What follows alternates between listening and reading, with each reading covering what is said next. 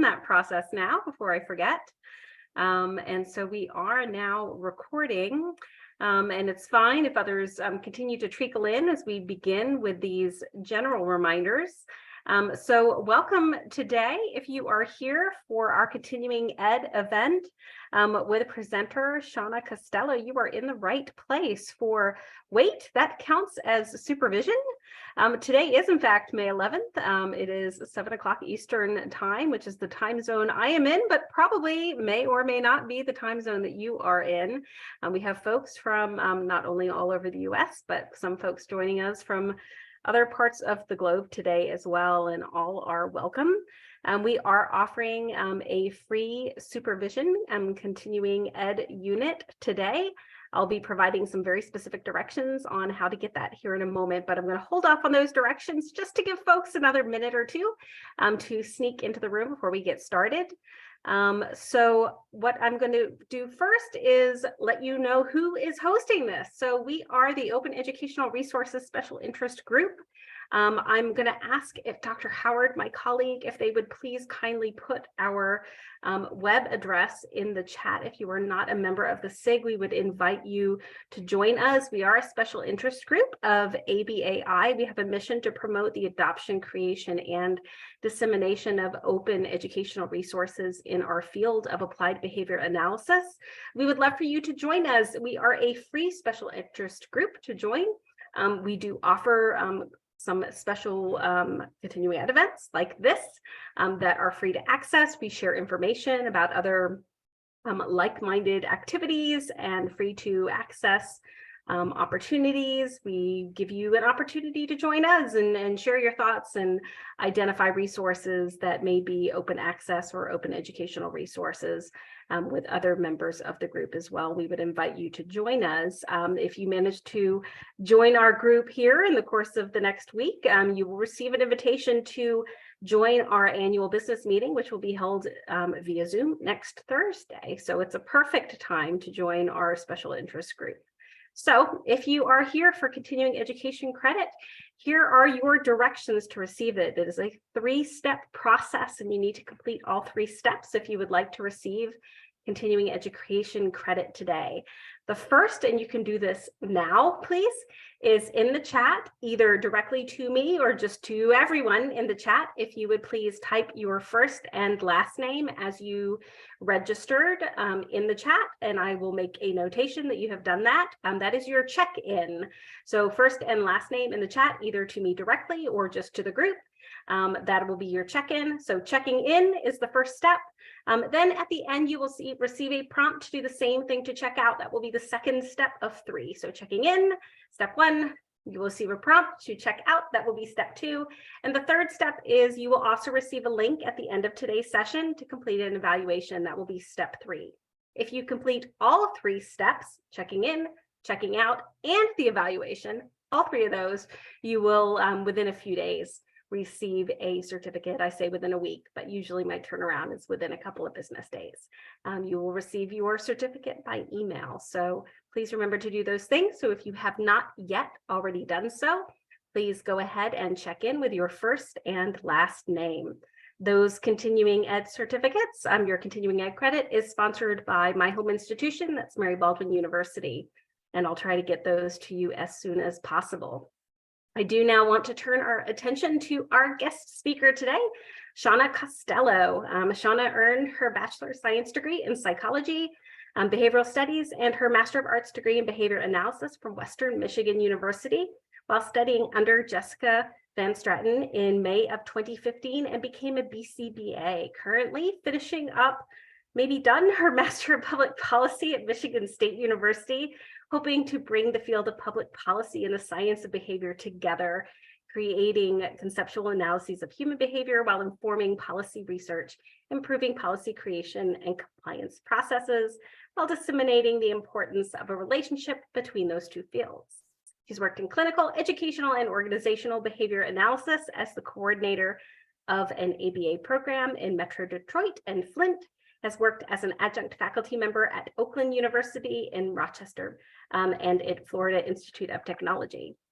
Shauna is currently the relationship manager of innovative products and oversees all of the CSF interns at ABA Technologies, where she's focused on analyzing data to improve processes, developing new partnerships with universities and private companies, managing the development of new product lines, doing this while also mentoring CSF interns in non-traditional and non-clinical practicum experiences in OBM, consumer behavior analysis, data analysis, process improvement, OER, and dissemination. And so we are delighted to welcome Shauna today. And I am happy to turn the floor over again. If you have not yet signed in, please take a moment to do that. And Shauna, the floor is yours. Thank you so much. I'm very, very happy to be here. I'm very excited. Going to get all nice and shared for you so we can actually chit chat. So yes, today I came up with this lovely title of the CE weight that counts as supervision, because a lot of what I do with my students often gets questioned. So I wanted to make sure I could bring this to other individuals as well. And so what I'm hoping that you can take from this through this outline, but also through the learning objectives, is I don't just want to talk at you. I'm going to go through this, I'm going to, explain how I do this with the students, how the students really take this, and then they run with it. I'm going to walk through a specific example with a couple of our projects that get questioned the most. And then towards the end, I want to open the floor up so that we can have a discussion. And if there's anything that some of you wonder about or that you would like to bring in to some of your supervision practices, that we can practice this, how the students do this. And so you can hopefully take it with you at the end as well. And so we just went over my background, and yes, as of almost 2 weeks ago now, I did just graduate from Michigan State, and it's been I'm very happy to be done. Sometimes I wonder why I asked myself why I went back, but it's been wonderful. I'm very excited to decide what I want to do now. But why me? I ask myself that question a lot, but I have had the wonderful pleasure of speaking and meeting Veronica and Rachel multiple times now, through what we're going to talk about a little bit today, actually. And once Veronica was like, wait a second, that counts as supervision. This is what your students are doing? Can you come talk to us? I'm like, oh yeah, I didn't even dawn on me. So I'm really passionate about supervision. My main job at ABA Technologies is it's very much project management. I do a lot of project management, bringing in presenters, things like that, building these product lines. But no matter what I've done at ABA Tech, they've always asked me, is there anything you don't want to lose? I'm like, I don't want to lose my students. It's one thing I don't want to lose. I absolutely love the students. I love working with them. I love mentoring them. And so we have a mixture right now of ABA only, ABA and OBM only students at ABA Tech. It is a very non-traditional experience because we do zero clinical work at all. Absolutely none. That's not what we do. And as of late 2019, when I got a little bit sick of Florida, or a lot, we went fully remote because I moved back to Michigan. But the world changed after that anyway, and we went remote. So they have about a 99% remote learning experience or work experience. There are some times that we're able to meet in person. So I don't want to say 100% because we do get to meet in person sometimes. But then also about 95 to 98% of their hours at ABA Tech are unrestricted. And so I want to kind of go through how we do this. And But before I get there, I do want to, you're going to see me bringing up a lot of our students today, because as much as I supervise them, they're the ones who are doing this work and they make it fun for me. And I want to put them on a pedestal and show you kind of where they've gone. We don't often get students who are interested in clinical work, or if they're interested in clinical work, they're interested in more of the processes of a clinic and how a clinic runs, not the direct work with clients. And so where are some of our students now? I'm very happy to say a lot of them have stayed at ABA Technologies. So I'm not biased at all, but within ABA Technologies, some of them work in corporate strategy, instructional design, project coordination, content contributor, and just recently, marketing and social media as well. We have some that are at Amazon. We have some that are at Alula. We have some that do work in the clinical realm, some in the background, in Spain.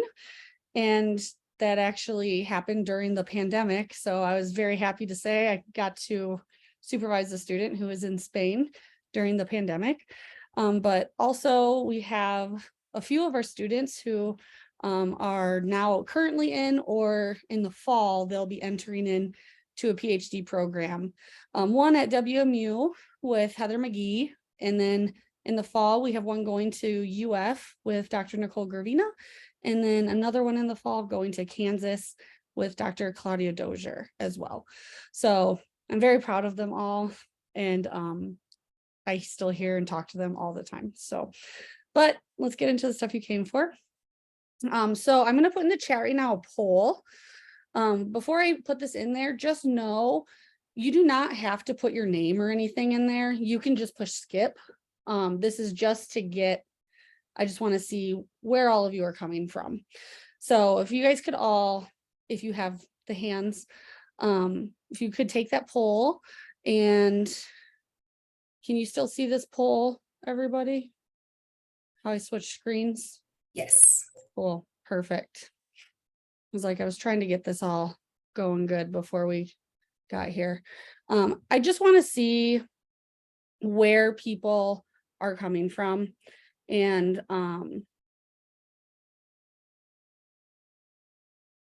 this is actually the one I wanted. There we go. Okay.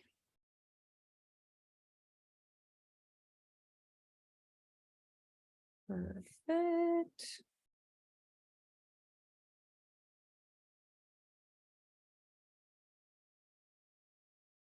Awesome. All right.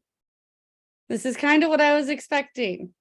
So I'm not a bad thing, just kind of what I was expecting. I know they're very vague. That's okay. I tried to put an other in there because I didn't want this to be all of you picking between 30 different things. This isn't the survey for the BACB. There's a lot of options on there. But this is kind of what I was expecting. And so I'm very excited to, well, talk to some of the OBMers and the others and the schools as well. But yeah, I'm interested to hear some of your feedback after we get going with this. All right. So before we get into this, some of you may know there are some upcoming changes to the curriculum that our students are going to be learning from.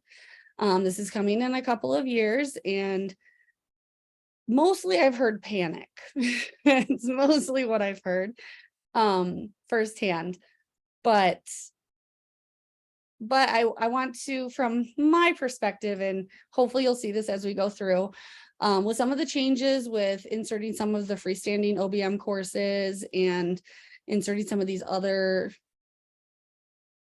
courses, and topics, I'm actually seeing this as a very good opportunity for supervision, because what has happened with supervision is that we see this traditional experience and it becomes very clinical, and people, and a lot of individuals have had a really hard time deviating experiences that are not strictly clinical experiences with clients in schools or in autism or developmentally disabled clinics. And with this new, with the changes that are coming, especially when we start talking about the OBM standalone course, we're already seeing in there performance analysis, supervision, staff training, BSAs, culture, DEI, and that just gives even more justification for all of these non-traditional experiences. So I wouldn't freak out too much about this, even though it's very hard work on a lot of our academic folks that we have in here. So I don't want to knock that, because I do know how hard of work that's going to be. But when we look at some of these traditional experiences, that's mostly restricted hours. It's usually clinical. They're overseeing sessions or running sessions, implementing or writing behavior plans and treatment programs. They may get the opportunity to supervise RBTs or train RBTs or practice that supervision. But it's really hard for a lot of our students to find these unrestricted hours. And it's even harder for them to get paid for these unrestricted hours. And there are so many things that I learned when I went into the clinical field after I graduated and I went into the clinical realm that I'm like, I wasn't taught any of this stuff. This has nothing to do with my schooling. There's insurance processes, there's billing processes, there's all of these different things. And so, I had to learn that on the spot, but I also want to make sure that we can be teaching our future practitioners that as well. But when we look at the ABA Tech experience, it's like I said, it's non-clinical, it's almost completely unrestricted, and all those hours are paid. They work a lot with project management and supervising. Once they get into their second years, they work on all different types of projects throughout their time. And so I want to get a little bit more into some of these projects. But I do want to recognize ABA Tech is a complete outlier. This is a weird experience that students can have. They come in and they have to relearn a lot of things as well, because it's new and that's not what they were expecting. But I do want to go back to our mission as a company, is to disseminate the science and technology of behavior analysis worldwide through education, training, consultation, and product development. And we do try to live by that with everything that we do, especially our students. And so to get into a little bit of a review here, some of you may be more familiar with experience standards than others, or those of you who have been not quite supervising for a while, or if you just need a refresher, we'll go over some of these. So a client, when we traditionally think of a client, we think of a clinical client between the ages of 1, 0, and 26, depending on the state you're in. And that's usually who we think of. But a client can actually be anybody. And this definition is directly from the BACB. So I did just want to throw that in there. Another thing I would like to look at is the acceptable activities. So there are some listed in the experience standards and the handbook, but it's just a list of about 12. And we do so many more things than just 12 things. So that's not an all-inclusive list. And the BACB says that, this is the time for our students to explore. They really need to be finding these interest areas of theirs so that they can learn how to do the skills they're going to need when they go out into those fields as well.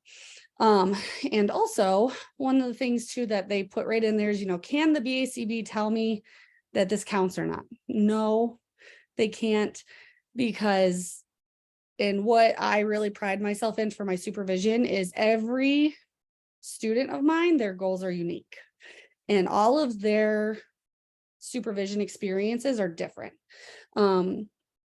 because they might think they like one topic right now, and then they try it and they're like, nope, didn't like that, didn't like that. And I'm like, great, that's awesome. You found that. Let's switch it up. Let's find something else. But, I really want to try to develop the skills and give them those opportunities to learn in multiple different areas so that it doesn't matter where they go, they learn this flexibility, they learn how to learn. Really, they learn how to seek out and ask for new opportunities if they're not getting what they want, learn to ask for help. That's a big one, a lot of our supervisees don't have. And so this is kind of where we start with our supervision and our supervisees. And it's something to remember that there is not one prescribed way for students to be getting these experiences. And you can really get it in a lot of different ways. So for this is a very small list of projects that we have at ABA Tech. Blog writing, podcasts, consumer behavior, and self and time management. The students have put together a very wonderful website. It was actually completely their idea, where they actually went through and listed some example projects that they've worked on with what we're about to go through. And I'm going to mainly focus today on blogs and podcasts, because those are the two that I get the most questions about. It's very often told to me that those can't count as experience. And I vehemently disagree, but and I'm going to show you why. Excuse me. I'm also going to walk you through how we justify these things, because justification is key. You have to be able to justify these things, and we can, so we do. And let's get into it. So this is where we start. This is where I start with the students. I say, okay, great. You have these blogs, you have these podcasts. For the blog specifically, let's say, I'm like, who's your client? And they're like, well, I'm producing it for ABA Tech. I'm like, yes, you are. Great. So ABA Tech is one of your clients. So you have requirements then from ABA Tech, because they have requirements to write these blogs.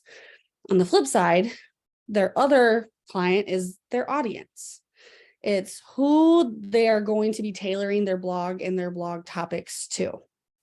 And so that comes as another client, not necessarily a direct client, but it's very important because we do take data on blog engagement and podcast engagement, where those individuals are coming from, how well is it doing, things like that.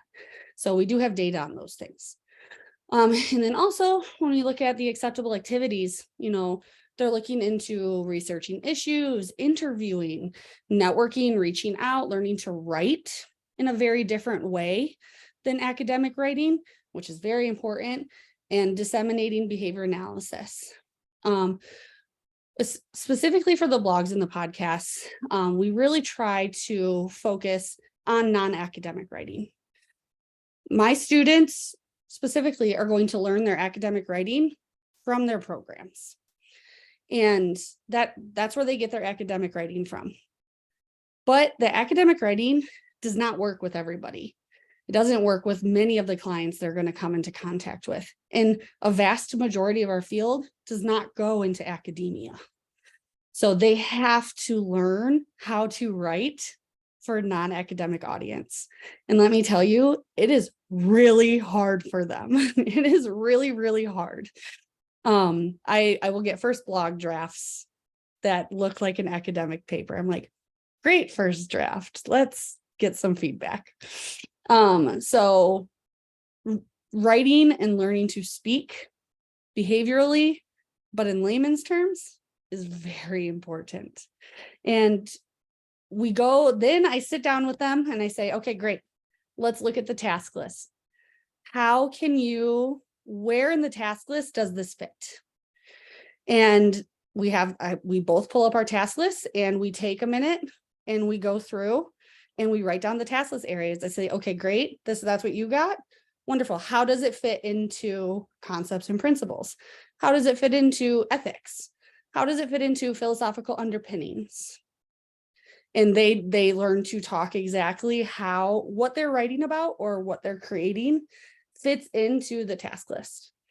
And these are just some examples of some of the task list areas that have been used in blogs before. It's very rare that all of these are used in one blog, but just depending on the blog and depending on the topic, these will be used. But then we also go to, and we look at, with some of these bigger projects that we have, we look at the ethical code. And we want to look at, okay, where in our ethical code is this fitting? Okay, how does this fit in? And so, we have responsibility to clients, we have data responsibilities, we have privacy responsibilities, we have, we have to get informed consent from certain individual, like we have to make sure that a lot of these things are still happening, just in a different realm. And so we sit there and we go through the ethical code as well. So, and then we go through and say, okay, why and how does that fit into that ethical code? And the students learn to talk, to speak, how those fit into the ethical code as well. And then just for some additional support, we get literature, of course, to support it. The easiest thing to go back to is our 7 dimensions. And I put some examples here for some of the dimensions, not all of them. But, when we look at really applying our projects, we look at our 7 dimensions, we look at the experience. They want them to be effective. We want them to be conceptually systematic. Our goal is to always use behavior analysis. That is our goal with our blogs and our podcasts. But that doesn't mean that we can't bring in other fields. That doesn't mean we can't bring in other professionals to talk, other students to talk, and we can talk just as normal humans and not how a group of behavior analysts talk when they get together. Because we all know how that goes. We've all done it. And then, we'll get some more literature to back it up as well. And my favorite literature to back up blogs and podcasts is really this Ronnie Dietrich article, Rethinking Dissemination. Tom Freeman shared this with me, I think almost right after it came out. It was because it was right when I started at ABA Technologies. And he still talks about this article to this day. But I pulled out just a couple excerpts from this. Where Ronnie talks about changing our language and speaking with non-behavior analytic audience, and how this is our opportune time to rethink our dissemination efforts. And when we think about dissemination and dissemination efforts, and just in general, how a lot of people are consuming information nowadays, it's a lot of podcasts, it's a lot of blogs. And so what is a better way to get behavior analytic information out there? And this is the way, we're going to be getting a broader audience and becoming more appealing to individuals by bringing on people who don't necessarily agree with us and talking with them, just listening, understanding, and writing about it as well. So really having the literature to support. And that brings me back to, all of our trainees' goals are different, and it's really tailoring to them. And this is a very short list. It is not inclusive of all of the blogs that have been written by students, but this is a very short list just so you can see some of the topics that have been written that have been chosen by the students, because the students choose their blog topics 100%. I am there to guide them. I do not, I give them ideas if they ask questions and things, but they're like, I'm really interested in this right now. And I'm like, awesome, let's write about it, or let's create a podcast about it. And one thing I didn't mention, our blogs and our podcasts are always 100% free for people to listen to or to read.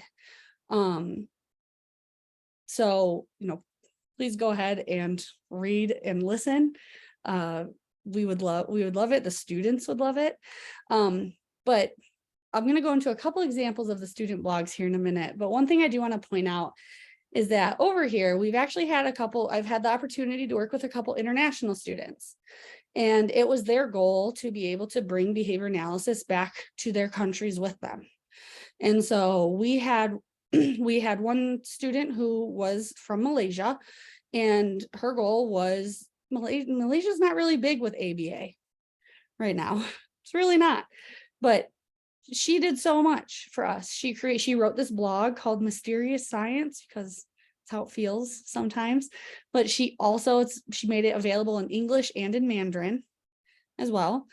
So she can take that with her. She also got me and her connected, ABA Tech, with the university, with one of the main universities over there, so that we could start working with them and in their autism program, and they could start learning. And they actually invited us to come and present via Zoom.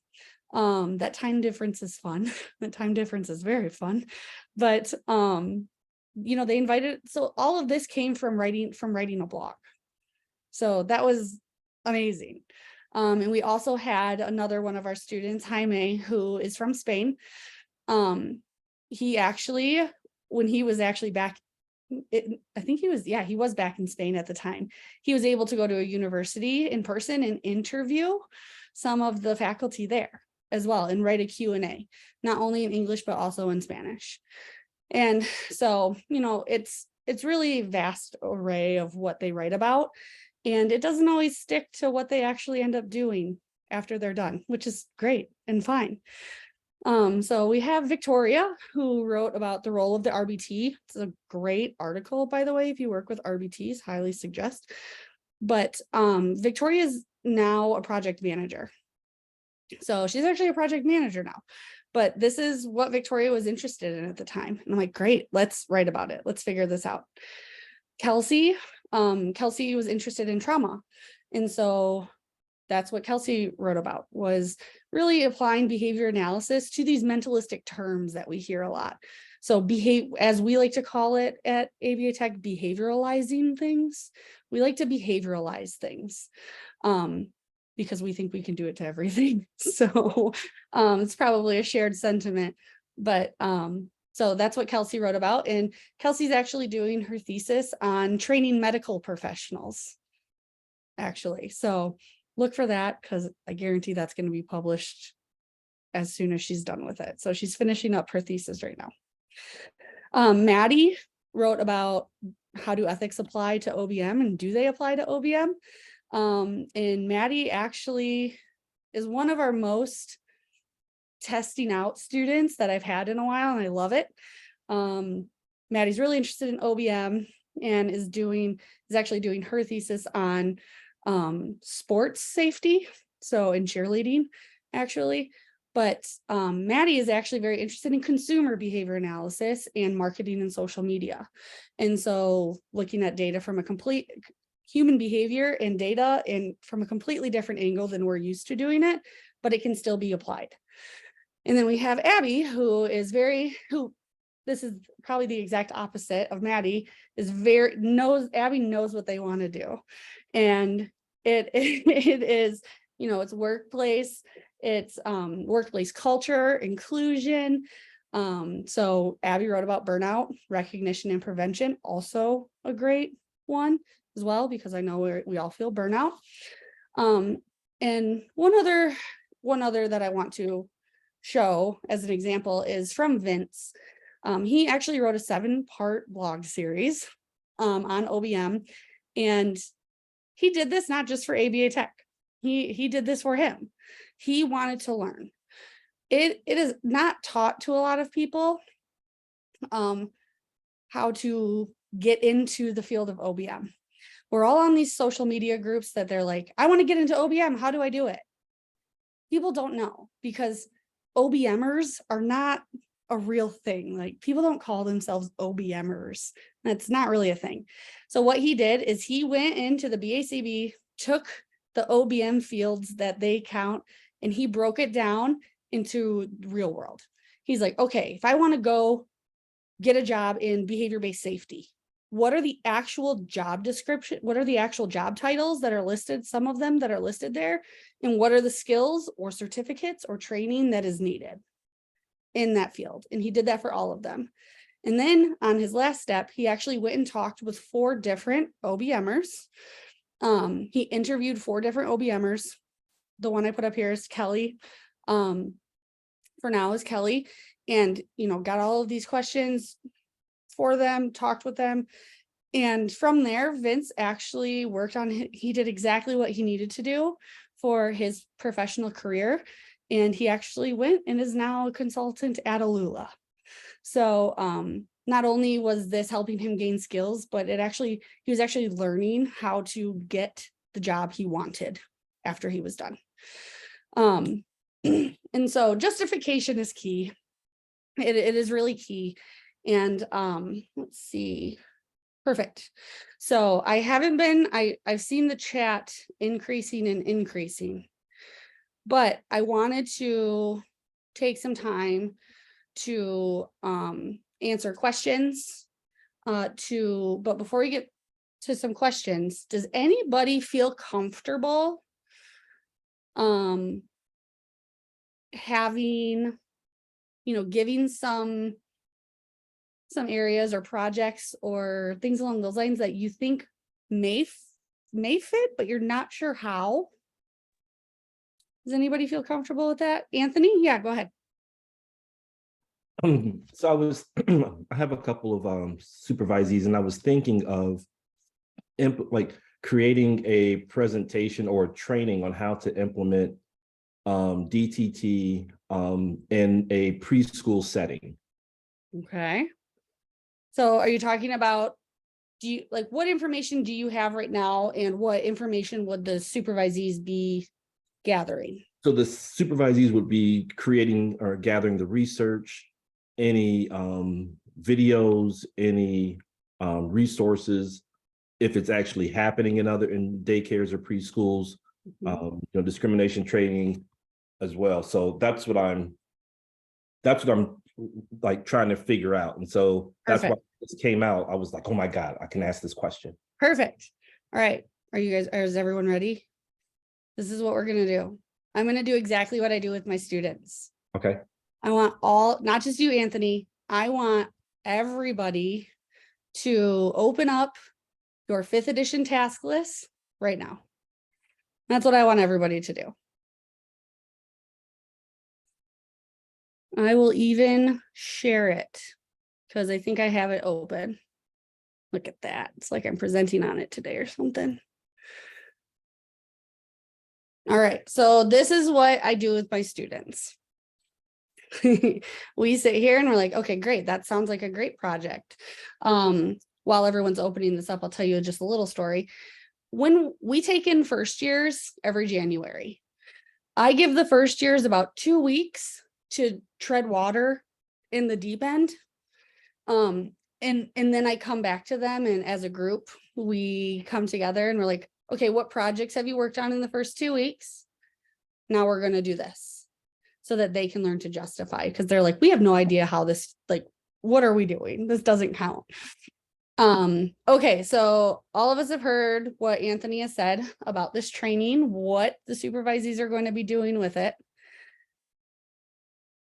I want everybody to take a moment to look at the task list and see if they can think of anywhere that these fit in to the task list as well.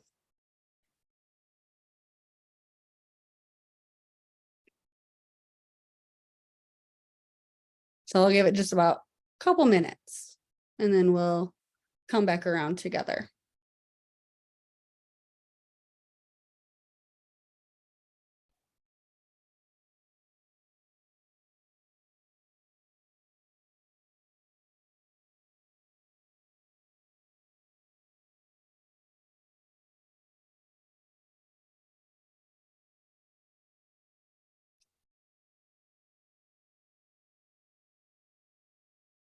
And just like Veronica did, if anybody wants to put their task list items that they're thinking in the chat, please do.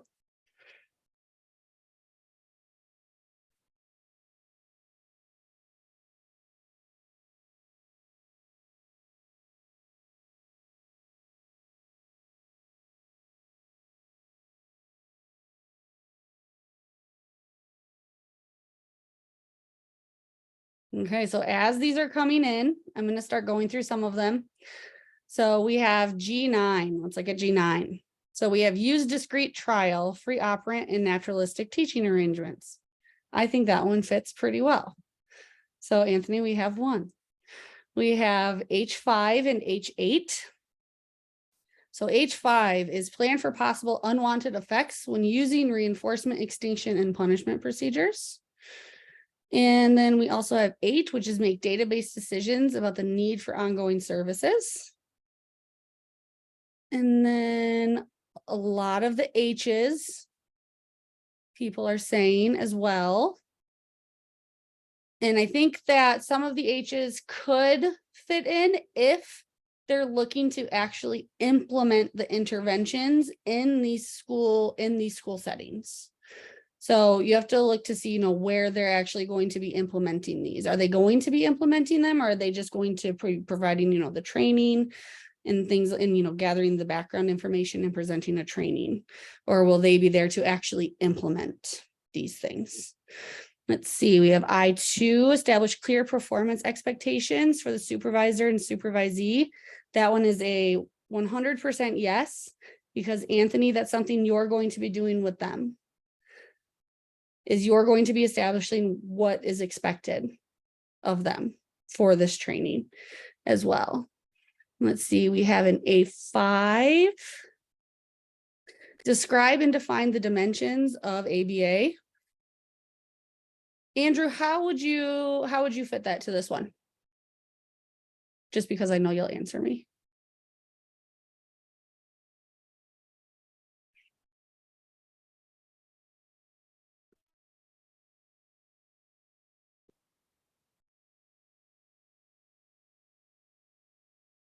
All right, Andrew's not answering me like I thought he would. I know. No, you're good. Oh, he's typing. That's why. You are good. So yeah, I am intrigued. I am intrigued to hear more about how you think A5 would fit into that one as well. Let's see. We have B1, define and provide examples of behavior response and response class. 100%. And another one that I found too is going to be, of course, I didn't write mine down like everybody else did. I didn't even really follow my own directions here. But I don't think I'm far enough. If we're looking at reviewing records and available data. So this case doesn't look like a normal case because the client is different. So we have to think about who the client is in this aspect. The client isn't just a single person, but we are going to have records that we have to review. We're going to have research that we have to review. We can, if we want to look at, F and see some of the F's in there as well, how the F's fit in. If we're looking at like F4, conducting assessments of relevant skill strengths and deficits. Yeah, we could look at that for a specific individual, for one specific client, but we have to remember our client is different with this particular project. Our client is not one particular individual. We're looking at the strengths and deficits of these preschools. Who are using them, who are not using them, what are the strengths, what are the deficits, where are they working, where are they not? All right, and Andrew said too that something you can talk to about with your supervisors in the chat is, asking them about the 7 dimensions, how are we being technological, things along those lines as well. Andrew, it's okay, you can misspell. I'm not going to hold it against you. I know where to find you if I really want to hold it against you. So, sorry, everyone. Andrew and I have known each other for a while now. And we have, some more G9s, F5s. And so, yeah, I would say, how does that help, Anthony? Were you finding anything else?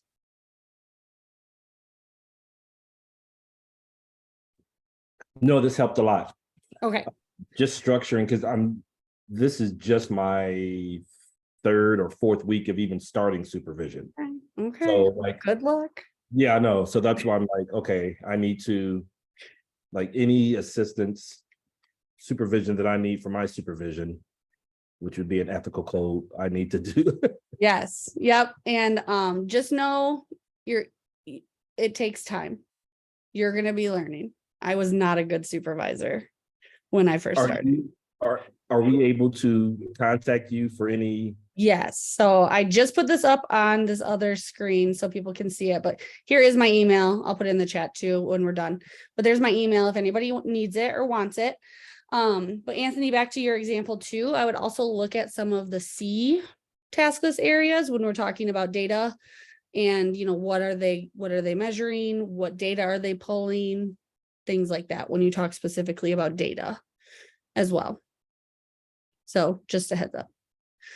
Does anybody else want to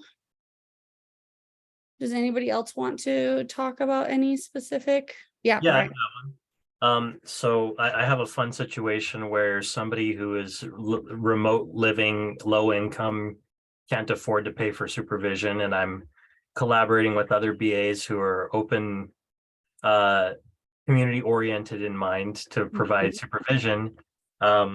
So one of the thoughts that I was thinking about was doing a blog with her so that way she can do these sorts of things.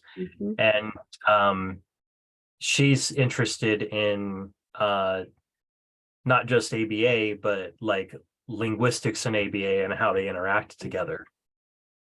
And in fact, a fun conversation came up recently about DARVO. I don't know if you're familiar with it. I am not personally. It's a strategy used by abusers to deflect and try to make themselves out to be a victim. This sounds a lot like you need to behavioralize things. Yep. And what you're going to be doing. Conversation was on the topic of whether or not we could behavioralize it. And I don't know that she has the spoons right now to start the blog, but I started a blog on the topic because this is an area of fascination for me as well. And so I could see how this could be applied to use for supervision, because it would be getting her to engage in, well, at the very bare minimum, I could see the A's being covered here. I would even look at the B's. Definitely would look at the B's. Section and, you know, even some of the C's when we're talking about like how we would measure things, how things are measured now versus how they could be measured, maybe more effectively, things along those lines also. Yeah. Also a conversation about ethics, the section E would be a good one too, because in covering this topic, how the responsibility as a professional. Exactly. Yeah. Yes. Yep. And this would be a really good one too, to even dive into some of the ethical codes for as well, because you know, when we're really talking about what are some of the responsibilities that, you know, we have, like you said, as professionals, and you know, Andrew brought up in the chat too, you know, being familiar with other fields and things along those lines, how important that is also.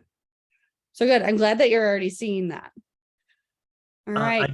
I do also have a question about supervision of this individual, because she has her master's of behavior analysis, is currently spending a significant amount of her time supporting her own child. Would that be something that could be covered with supervision? I know that there's those ethical challenges of the multiple relationships, but living in that remote area. So when you say, are you talking about her working with her child and being a caregiver for her child? He's already, as a caregiver, implementing behavior analytic strategies to try to support her child and to work through some target behaviors of concern. So that one is going to end up being a no. Okay. Because if you look at our ethical code, that is not something that we can count. Even as supervisors, we can't be related to, subordinate to, employed by, or things like that by a person.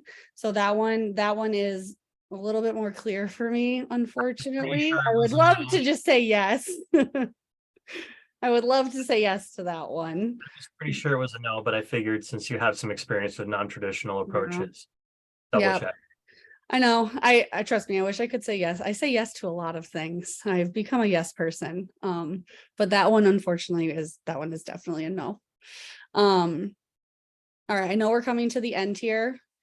Please, if I tried to leave extra time. I talk too much though.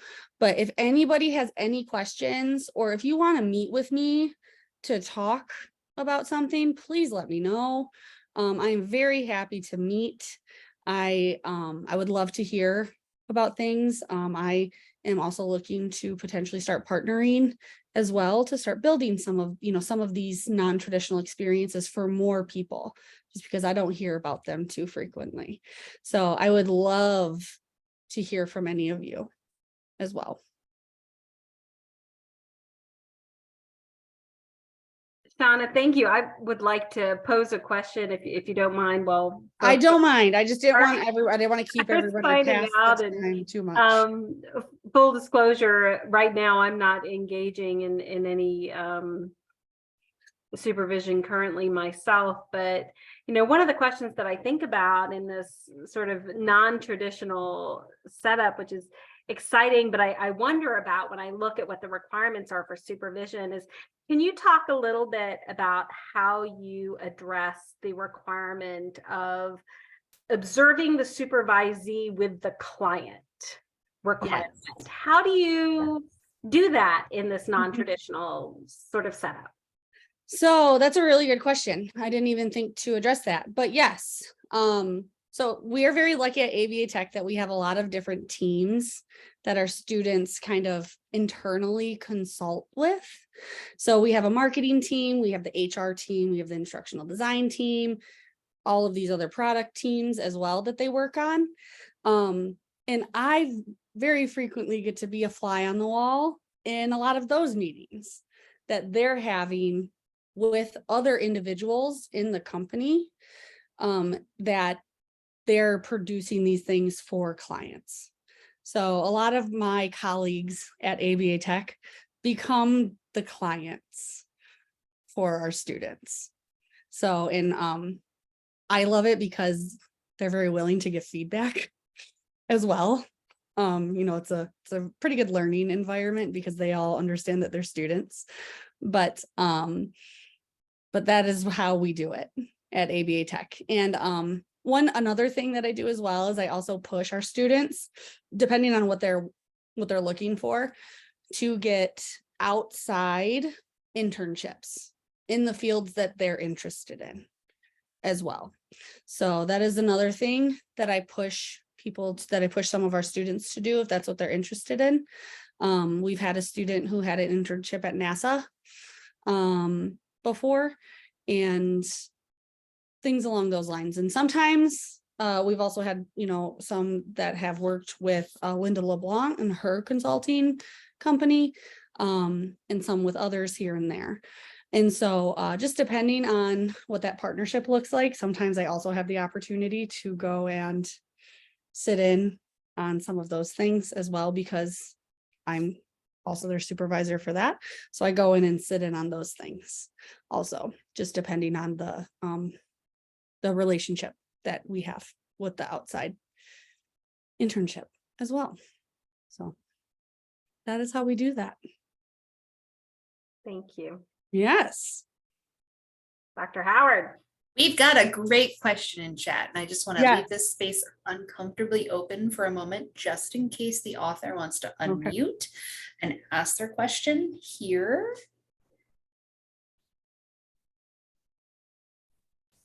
Sure, I can ask it. Can you guys hear me? Yep. Okay. Yeah, I was just wondering, like, kind of related to the other question about the supervisee who had the child who she was, doing interventions with, if the other individuals that your supervisees are consulting with are also working for the company, even if they're directly working with other, like, quote unquote clients, wouldn't that be considered a dual relationship to consider those people the client? So, I mean, it kind of depends on how you look at it as well. If you're working within a clinic too, is that something that, like, let me pull up the definition. I haven't had to justify that one in a while. I think it's completely valid and, like, valuable, but Yep. it's the only reason I'm pausing is because when I talk about some of these things, I like to make sure that I pull up the actual wording from the BACB so that it's not going to be misconstrued. Okay, so we have multiple relationships, a commingling of two or more of a behavior analyst's role. So we have behavioral and personal, as an example, with a client, stakeholder, supervisee, trainee, research participant, or someone closely associated with or related to the client. And so when we say a commingling of two or more of a behavior analyst role, I would consider that to be me being a client. Like, so if I considered myself a client of my supervisees, but because the other individuals in the company, they are not responsible for any supervision for anything. They're actually not responsible for anything related to our CSF students at all. Actually, a lot of times we have staff members that completely forget that we even have interns that work at ABA Technologies. So that is why, and also I would like to clarify that not everybody is considered a client. It's only if they fit the definition for the client as well. So just because they're working with somebody else doesn't necessarily mean that they're a client, that they're producing something for a client, or, that student is providing behavior analytic work for a client. That just may be part of their experience hours, and we have to finagle it certain ways so that they do have specific clients that they're producing things for as well. So if we have, an external client where we're working with, whether it be a university or a clinic that we are producing a product for a client, they're working on that project to produce it for that client as well. And so I know it's what ABA Tech does is a little bit weird. So, but we have external individuals come to us to contract with us to create things for them. What sorts of Say that one more time. What sorts of products are produced? I'm curious about that. Yeah, we have, lots of products. So we have anywhere from educational products, course sequences. We have test prep products. We have RBT trainings. We have continuing eds. It's been other things too that are just specific to the contracts. But we have people come to us, be like, hey, we would like to be a client of yours. Can you work with us to produce X, Y, and Z for our clinic? And even though we have an RBT training, that doesn't necessarily mean they just want, the standard RBT training. They want one that's tailored to their needs at their clinic and how they do things. So that's where we come in, and some of our students who get to work on these things and work with consulting with these clients and consulting with these outside individuals. So, so sometimes, if they're working with the HR department and they're creating trainings, those clients may look different than if they're working with one of our external clients as well. All right. Answer your question. Sorry, it depends. I should have started with it depends. The best answer you can give. I will absolutely invite the conversation to continue for those who want to stay, if Shauna is willing, but I am going to go ahead and stop the recording and officially conclude the session. Shauna, we are most grateful for your time and Thank you. talent this evening. Thank you so much for sharing your expertise with us and giving us some ideas and ways to kind of think outside the box in a way that provides a little more creativity and accessibility, especially as we think of some of the challenges that our students and supervisees have in finding some other ways to approach supervision and experience in a way that may be a little bit less traditional. So thank you for that.